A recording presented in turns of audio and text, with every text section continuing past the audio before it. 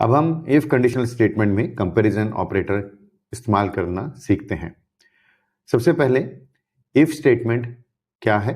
If statement आपकी condition को check करती है और अगर ये कंडीशन ट्रू होगी तो जो नेक्स्ट कोड ब्लॉक होगा वो कोड एग्जीक्यूट हो जाएगा, और अगर आपकी इफ कंडीशन में स्टेटमेंट फॉल्स होगी तो ये सिंपली स्किप कर देगी कोड ब्लॉक में जो भी कोड है उसको।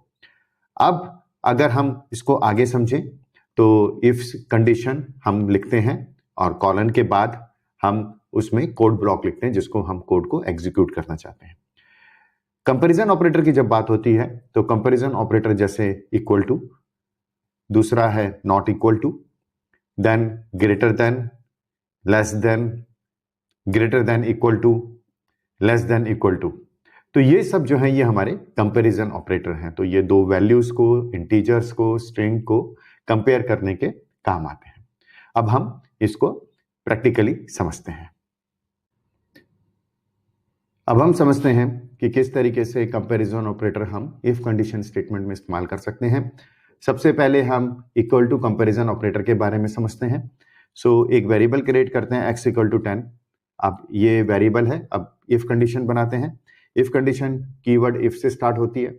इफ x इक्वल टू, तो ये double equal two is a comparison operator आपका। अब इफ x इक्वल टू 10 यानी कि ये कंडीशन ट्रू होने वाली है, तो प्रिंट करिए क्या कि प्रिंट करिए x इज इक्वल टू 10, और अब हम इसको रन करते हैं। अब क्योंकि हमारी कंडीशन ट्रू है, राइट, इफ कंडीशन ट्रू है तो इसलिए जो नेक्स्ट ब्लॉक ऑफ कोड था वो एग्जीक्यूट हुआ और उसने प्रिंट कर दिया x इज इक्वल टू 10। ठीक, अब इसी को अब हम देखते हैं सेम कंडीशन को कि इस बार हम x की वैल्यू रखते हैं 9, और इस कंडीशन में हम क्या करते हैं कि सेम कंडीशन यूज करते हैं। If x equal to 10 colon, अब इस बार ये जो इफ कंडीशन है ये फॉल्स होने वाली है, बट फिर भी हम देखते हैं कि आउटपुट क्या आता है। तो print x is equal to 10 और इस कोड को रन करते हैं तो आउटपुट कुछ भी नहीं हुआ। तो ऐसा क्यों है? क्योंकि जो हमारी जो इफ कंडीशन है वो फॉल्स है, इसलिए आउटपुट जो है वो कोई भी नहीं आया, यानी कि जो इफ स्टेटमेंट का जो कोड ऑफ ब्लॉक है उसको स्किप कर दिया गया या उसको रन नहीं करा। अब हम एक देखते हैं कि क्या हम किसी इफ कंडीशन स्टेटमेंट में मल्टीपल आउटपुट ले सकते हैं, तो उसके बारे में समझते हैं। हम रखते हैं x इक्वल टू 10 वेरिएबल है हमारा, और हमने इफ कंडीशन लिखी if x equal to 10 colon, और इस बार हम प्रिंट करते हैं पहला कि x इज इक्वल टू 10, और सेकेंड लाइन हम ये प्रिंट करना चाहते हैं कि this is the second line, okay, और इस कोड को एग्जीक्यूट करते हैं। तो हमने देखा क्योंकि हमारी इफ कंडीशन ट्रू थी इसलिए उसने मल्टीपल आउटपुट हमें दे दी। तो यानी कि आपने ये समझना चाहिए कि आप चाहें तो सिंगल लाइन ऑफ आउटपुट भी ले सकते हैं, या सिंगल कोड भी एग्जीक्यूट कर सकते हैं, या मल्टीपल लाइन या मल्टीपल आउटपुट भी ले सकते हैं।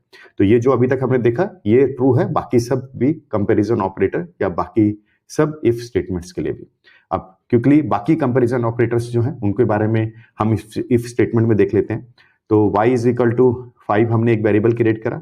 अब हम चेक करते हैं if y not equal to 7 जो कि ट्रू है, ओके, तो प्रिंट कर दीजिए क्या y is not equal to 7, और इसको रन करके देखते हैं। तो हमने देखा क्योंकि y 5 है जो कि 7 के बराबर नहीं है, इसलिए जो है ये आपका कोड एग्जीक्यूट हो गया। इफ स्टेटमेंट जो है वो ट्रू है और आपका आउटपुट आपके पास आ गया। तो हमने नॉट इक्वल टू यूज करा। अब इसी तरीके से हम ग्रेटर देन यूज करते हैं। तो a is equal to 5, okay, greater than के लिए हम यूज कर रहे हैं इफ a ग्रेटर देन 3 जो कि सही है, ओके, तो प्रिंट कर दीजिए क्या a इज ग्रेटर देन 3, और इसको हम रन करते हैं। तो हमने देखा कि ये जो हमने ग्रेटर देन जो कंपैरिजन ऑपरेटर जो है वो यूज करा और ये ट्रू है, इसलिए हमारा जो ये जो कोड है वो एग्जीक्यूट हो गया।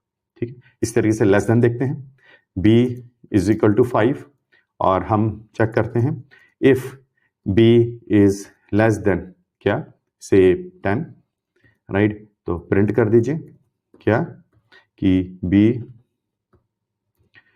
Is less then 10। ओके, और रन करते हैं। अब क्योंकि हमारा जो ये इफ कंडीशन ये ट्रू है, इसलिए नेक्स्ट लाइन हमारी एग्जीक्यूट हो गई कि b इज लेस देन 10, क्योंकि b की वैल्यू 5 थी। ठीक है, तो ये b की वैल्यू ये तब तक ट्रू है जब तक कि हम b की वैल्यू यहाँ पे जो असाइन करें वो 10 से कम है करने के लिए। अब इसके बाद हम ग्रेटर देन इक्वल टू पे जाते हैं। ठीक है, तो हमने एक वेरिएबल लिया c इज इक्वल टू से 15, राइट, और हमने एक इफ स्टेटमेंट बनाई, if c is greater than equal to, ठीक है ना, तो greater than equal to 10, right. तो अगर ये कंडीशन सही हो तो प्रिंट कर दीजिए क्या, कि c is greater than equal to 10 और रन करा।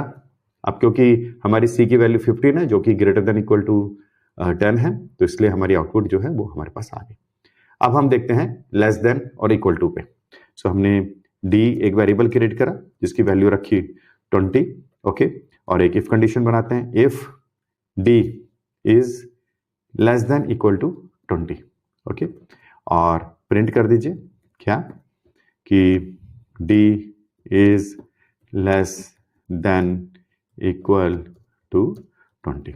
अब इस केस में क्योंकि हमारे कंडीशन रखी है d is less than equal to 20 और हमारा d भी 20 है, क्योंकि ये लेस देन नहीं है कंडीशंस, ये लेस देन इक्वल टू है, इसीलिए जो है हमारी ये जो कंडीशन है, इफ कंडीशन है, वो ट्रू है और हमारे पास आउटपुट आ गई। तो हमने इस एक्सरसाइज में देखा कि किस तरीके से कंपैरिजन ऑपरेटर हम जो है इफ कंडीशनल स्टेटमेंट में इस्तेमाल कर सकते हैं। हमने इक्वल टू कंपैरिजन ऑपरेटर, हमने not equal to comparison operator, greater than, less than, greater than equal to और less than equal to comparison operator के बारे में समझा।